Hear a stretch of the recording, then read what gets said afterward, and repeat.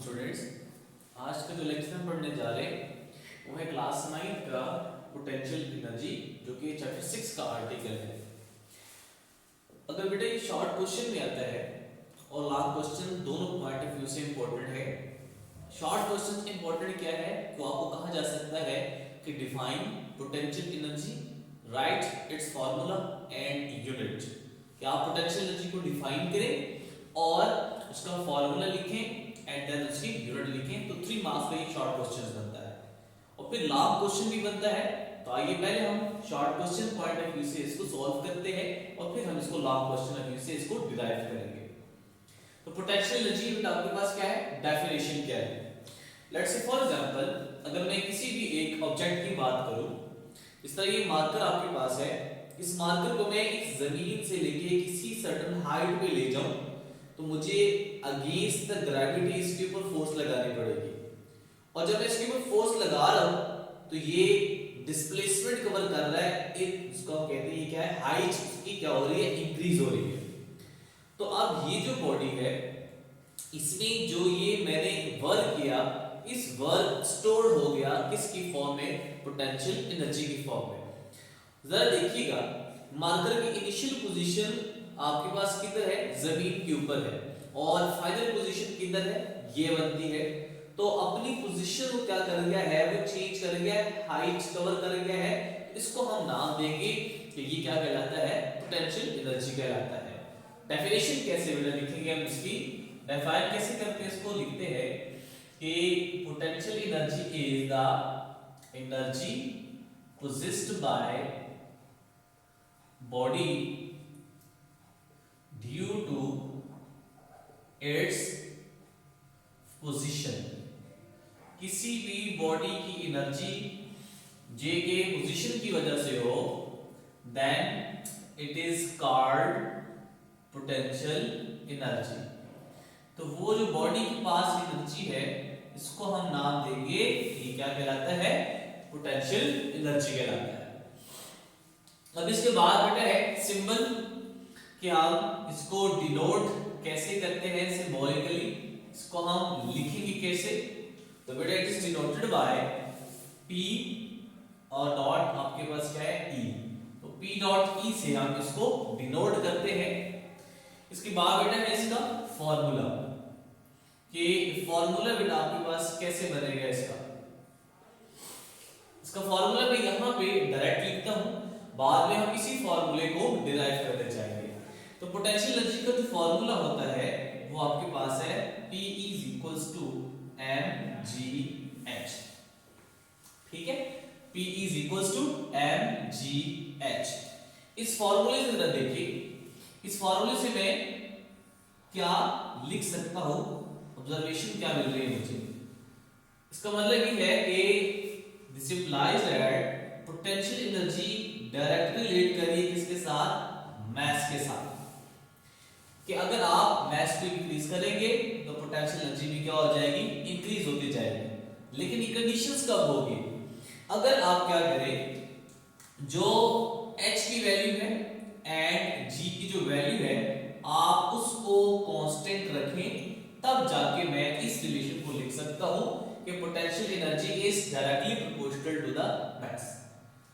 अब देखें, जो ये टर्म है, इसके अकॉर्डिंग मैं ये भी तो लिख सकता हूं कि potential energy is directly proportional to the height of the object.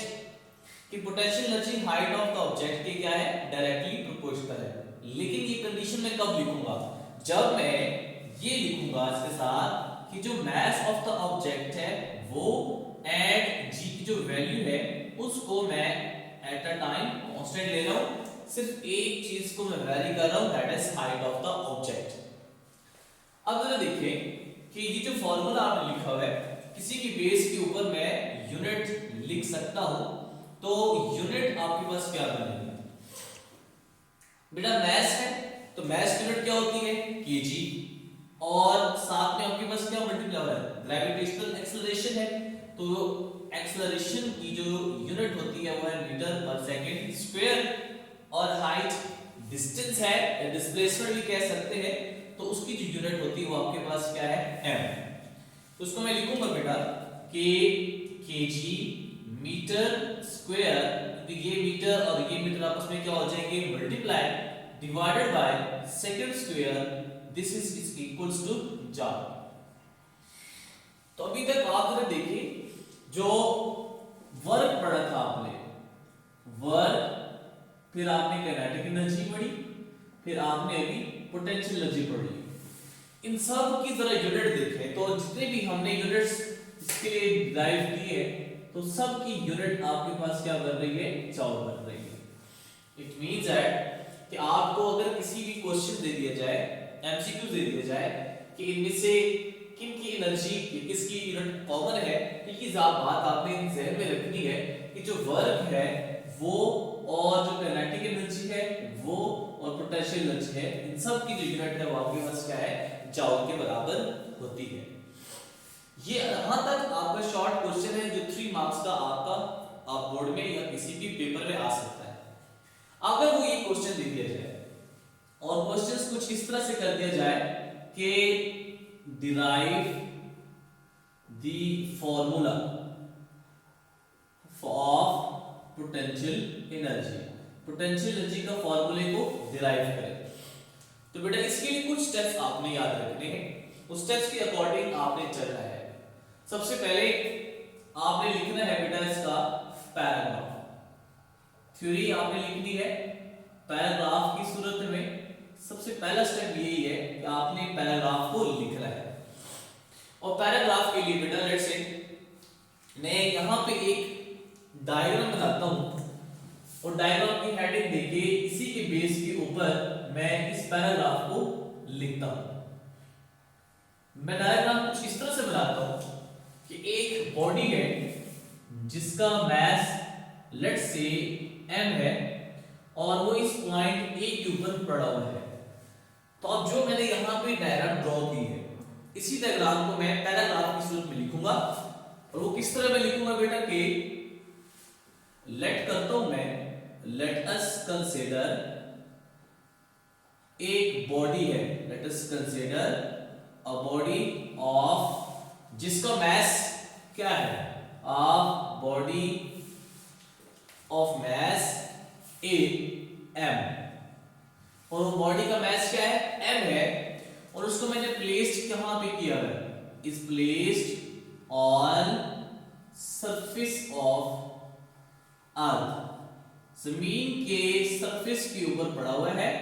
और वो जो पॉइंट के ऊपर पड़ा हुआ है वो पॉइंट कौन सा है, एट पॉइंट ए, ठीक है। अब अगर देखिए मैं इस बॉडी को यहां इस पॉइंट से उठा के किसी भी एक बी पॉइंट के ऊपर लेके जाता हूं। सपोज करते हैं कि पॉइंट आपके पास क्या है, बी है। तो इस मैच को यहां से उठाने के लिए यहां तक लेके जाने के लिए मुझे क्या लगाना पड़ेगा, इसके ऊपर फोर्स लगानी पड़ेगी। वो जो फोर्स की जो डायरेक्शन है वो मैं फोर्स लगाऊंगा इसके ऊपर, तो कुछ की जो डायरेक्शन है वो ये बनती है, इस डायरेक्शन में मैं इसके ऊपर फोर्स लगाऊंगा, ठीक है। अब देखिए मैं पहले स्टेप किया मैं क्या कर रहा हूं, मैं इस पॉइंट ए से मैच को पॉइंट बी की तरफ डिस्प्लेस कर रहा हूं, उसको लेके जा रहा हूं। तो इसी बात को मैं जरा कुछ लिखता हूं, वो मैं क्या लिखूंगा बेटा कि let this body is displaced from point A से लेके टू पॉइंट B। इस पॉइंट A से मैंने पॉइंट B की तरफ इसको क्या कर दिया है, डिस्प्लेस कर दिया है। और डिस्प्लेस किस तरह कर सकता हूं मैं, जब मैं इसके ऊपर फोर्स लगाऊंगा, बाय अप्लाइंग फोर्स। और बेटा ये जो फोर्स होगी ये कितनी लगेगी इसके ऊपर, जितना इस ऑब्जेक्ट का वेट होगा, और वेट का फार्मूला क्या होता है, mg। सो ये जो फोर्स आप लगा रहे हैं अपवर्ड डायरेक्शन में, this force must be equals to the weight of that object in order to move it from a point A to point B। तो मैंने क्या लिखा हुआ है, पॉइंट ए से पॉइंट बी की तरफ लेके जाने के लिए मैं फोर्स अप्लाई करूंगा, और वो फोर्स क्या होगी, इक्वल्स टू इट्स वेट, जो कि इसके बिल्कुल वेट के बराबर होगी। ठीक है, अब जरा देखें, इट्स वेट के बराबर होगी। अब जो यहां इस ए पॉइंट से लेके बी पॉइंट तक उसने डिस्प्लेसमेंट कवर किया है, वो in terms of height cover किया है। तो मैं सपोज करता हूं बेटा कि इस पॉइंट ए और बी के दरमियान जितना उसने डिस्प्लेसमेंट कवर किया है वो हाइट आपके पास क्या बनती है, h। तो ये पॉइंट जो मैंने भी यहां पे ड्रॉ किया है, इसी पॉइंट को मैं कुछ इस तरह फॉर्म में लिखूंगा कि displacement covered by body from point A to point B, from point A to point B is in terms of height h, और वो उसने क्या कवर किया है, in terms of height h cover किया है। तो ये जितने भी आपने डायग्राम ड्रॉ की थी उसी की फॉर्म में आपने ये पैराग्राफ में लिख ली है, थ्योरी लिख ली है। अब जो हम इसको डिराइव करने जाएंगे वो बेटा क्या है, इसी को हम अब मैथमेटिकली लिख लेते हैं। आपने नेक्स्ट जो हेडिंग दे देनी है, ये दूसरा बेटा स्टेप था डायग्राम का। तीसरा स्टेप बेटा आपके पास क्या है, मैथमेटिकली आपने यहाँ पे हेडिंग दे देनी है। मैथमेटिकली हेडिंग देंगे जब, तो बेटा जितने भी थ्योरी आपने लिखी इसको जरा आप सम अप करें मैथमेटिकल फॉर्मूलेशन के लिहाज से। अगर देखिए जब मैं इस ऑब्जेक्ट के ऊपर फोर्स लगाता हूं, पॉइंट ए से लेके पॉइंट बी के ऊपर लेके जाता हूं, तो मैं फोर्स लगाऊंगा और वो आपका डिस्प्लेसमेंट कवर किस फॉर्म में हो रहा है, हाइट h की फॉर्म में हो रहा है। इट मींस दैट मैं इसकी मैस के ऊपर वर्क डन कर रहा हूं और उस वर्क की वजह से पॉइंट ए से पॉइंट बी की तरफ ये मूव कर रहा है। अब इसी को मैं लिखता हूं बेटा कि work done on a body from point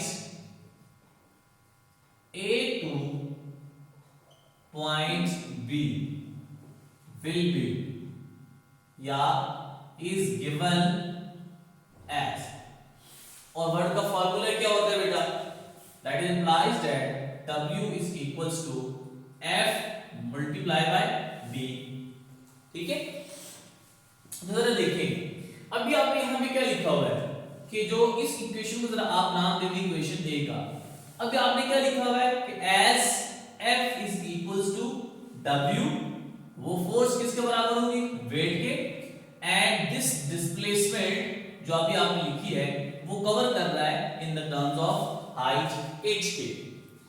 ठीक है, तो बेटा आप इसको रिप्लेस कर देना, ये जो आपने ये लिखा हुआ है f is equal to w and d is equals to h, इसको आप रिप्लेस करें in equation a, equation a में इसको जरा रिप्लेस करें तो बनेगा ये बेटा कि w will be equals to W, ये बेटा याद ध्यान में रखिए कैपिटल W है और कैपिटल W किसके लिए होता है, वर्क के लिए, एंड स्मॉल w किसके लिए होता है, वेट के लिए।